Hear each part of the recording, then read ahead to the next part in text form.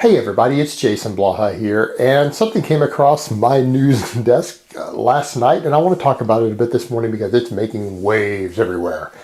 And that is this new study that Brad Schoenfeld put out, who I do have a lot of respect for, regarding fasted cardio and fat loss. And it's been concluded by people, and it's now being declared all across the internet that anyone who believes that fat loss can be accelerated by fasted cardio is a bro-scientist.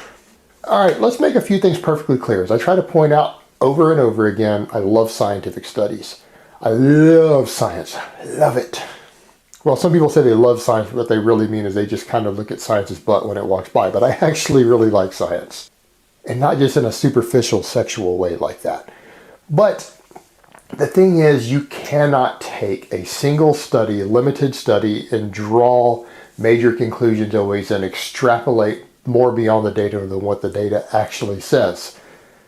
That isn't real science, and that's what people are doing. This study is a good first step. This study is not conclusive by any means. It has not successfully falsified this concept, because this is a method that has been used for decades by people very successfully, very effectively, of doing low intensity fasted cardio as a fat loss method. And a lot of even pre-contest bodybuilders have used it, even some of the best in the world, for decades. It's a very old practice. It's proven in the real world now how much more effective it is than just doing regular cardio with eating a bunch of carbs first is what they're debating.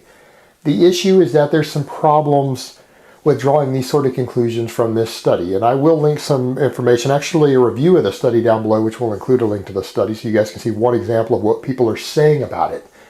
And the issue is that, first of all, it's only a 4-week long study. And they concluded there was no statistical significant difference between the fasted group and the fed group who did their cardio and their fat loss. Because both of them had very small amounts of fat loss, and the margin of error between there is large enough that the differences between the two are within the margin of error range. The issue with that is that, first of all, 4 weeks isn't always enough to tell you anything, because if there's only slightly more from one group than another over 4 weeks, what happens when you expand that out to 12 or 16 weeks? It could be, for someone who has fat loss goals, it could be significant enough to be worth their efforts. If it ends up translating into 2 extra pounds of fat loss over 3 months, that's significant. That's cutting an extra week off of your diet. That's 1 less week you might actually have to diet to reach your target goal. That is important in a longer term scenario. The other thing to consider is what are the long-term ramifications on things like insulin sensitivity, which will in turn affect nutrient partitioning, appetite, energy, diet adherence. That's an important factor.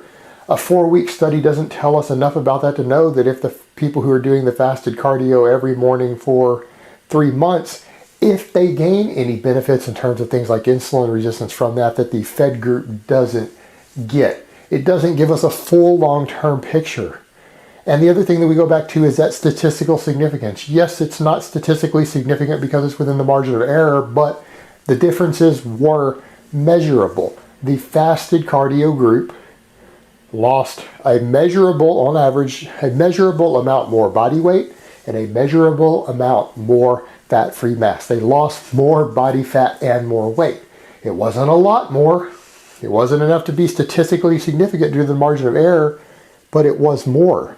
And when we're saying that this is a better fat loss method, we don't mean that you're going to lose fat at triple the rate, that you're just going to shed an extra 20 pounds of fat doing it. It just means that it seems to offer a small advantage. And that is what the study has measured in the data. It's the interpretation of the data that says it isn't statistically significant. And they are right. From a statistical perspective, it isn't statistically significant. But the difference is measurable, and we've only got one study, and it showed a small measurable benefit in the data. So until you get other studies that show it going the other direction as you study it multiple times, while it may not be statistically significant, it is still present. It did show greater fat loss in this one study, and again, that's not enough to draw the conclusion that it does do more. It's just that the one set of data shows that it does. Let's do it 5 or 6 more times with different individuals and see if we replicate those same results. Then we know if there's even a difference in the 4 weeks or not. You might go back and do it with 6 more groups, and 4 of those groups, the other one loses more fat.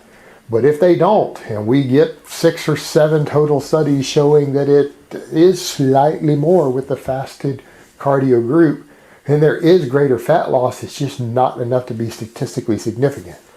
There is a difference between the two. And the other thing I want to point out with people talking about this bro science thing, since I've talked about feminism, I think the feminists need to jump on top of this whole bro science thing, because it's suggesting, because of our rape culture, that only men are capable of misinterpreting science and using and misunderstanding basic concepts and trying to apply them to the real world to sound scientific. Women are capable of that shit too. So when you use the term bro scientist, that's the equivalent of rape, and you're a rapist. All right, guys, so that's really all I have to say on that today. I hope it has been informative, and I will talk to you guys next time. But let me give you guys a bicep shot before I go.